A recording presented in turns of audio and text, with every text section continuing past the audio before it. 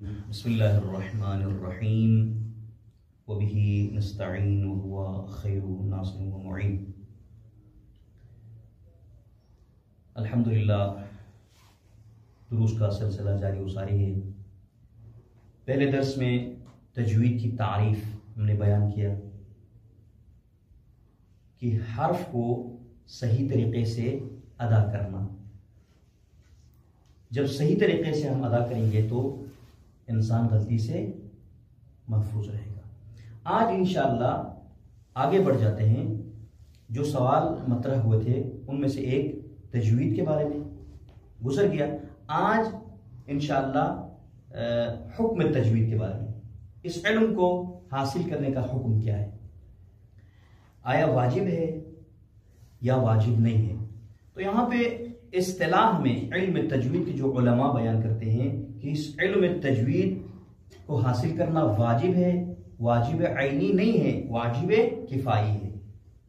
واجب عینی اور کفائی آپ لوگ جانتے ہیں۔ واجب کفائی بعض لوگ اگر اس کام کو انجام دیں تو دیگر سے ساقط ہو جاتا ہے، لیکن فقہی اعتبار سے کچھ اور ہے۔ فقہی اعتبار سے ہم واجب بھی نہیں کہہ سکتے ہیں اور غیر واجب بھی نہیں کہہ سکتے ہیں، کیونکہ بعض ایسے احکام ہیں جن کا سیکھنا ہر مکلف کے اوپر واجب ہے۔ مثلا مخارج حروف، مخارج کا سیکھنا واجب ہے۔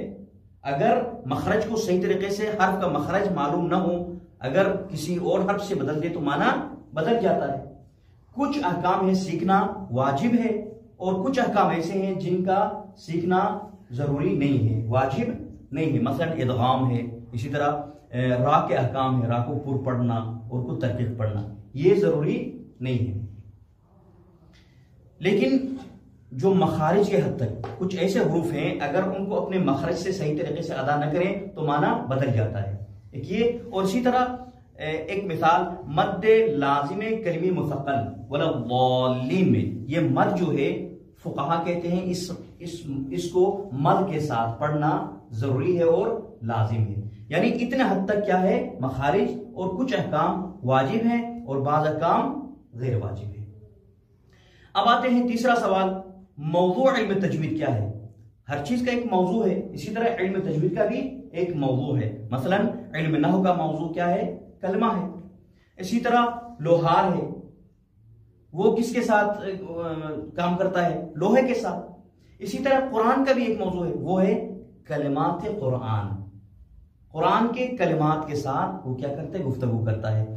یعنی یہاں پہ پھر اشعار میں ضروری نہیں ہے، اسی طرح احادیث میں ان کو اپلائی کرنا ضروری نہیں ہے، نماز میں اس طرح اپلائی کرنا ضروری نہیں ہے۔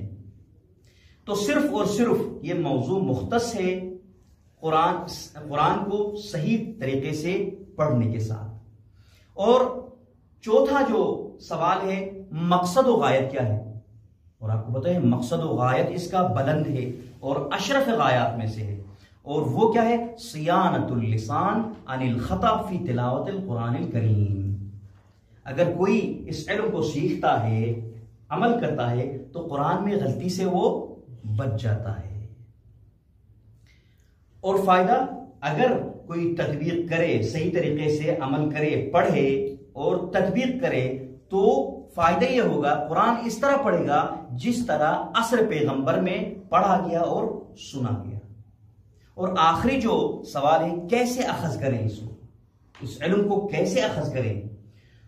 تو علماء فرماتے ہیں دو طریقوں سے۔ صرف پڑھنے کے ذریعے یہ کافی نہیں ہے۔ مثلا بہت سارے ایسے ہیں جو کتاب میں پڑھتے ہیں لیکن قرآن میں تطبیق نہیں کر سکتے ہیں، یہ ٹوٹلی عملی ہے، یہ علم عملی ہے، تطبیق ہے اس میں ٹوٹلی۔ اس میں دو چیزیں ہم نے بیان کیا علماء نے کہ احکام کو پڑھنے کے ساتھ ساتھ کسی قاری کو سننا، بہترین قاری کو سننا اور اس کی تقلید کرنا۔ جب وہ سنے گا کسی قاری کو، کس طریقے سے وہ پڑھتا ہے، کس انداز میں پڑھتا ہے، اسی کی تقلید کرتے ہوئے اگر پڑھے گا تو اس علم کو حاصل کر سکتا ہے، اخذ کر سکتا ہے۔ ایک اور ہے کثرت نطق اور تمرین، اور صرف سننا بھی کافی نہیں ہے، اس کے ساتھ ساتھ وہ مشق کرے، خود پڑھے کہ وہ قاری کس طرح پڑھتا ہے، بار بار تکرار کرے، مشق کرے، پھر جا کے اس علم کو سیکھ سکتا ہے اور عملی تدبیر کر سکتا ہے۔ خدا تبارک و تعالیٰ سے دعا ہے کہ ہمیں قرآن کو صحیح طریقے سے پڑھنے، اس کے اوپر عمل کرنے کی خدا توفیق عطا فرمائے۔ والسلام علیکم ورحمۃ اللہ وبرکاتہ۔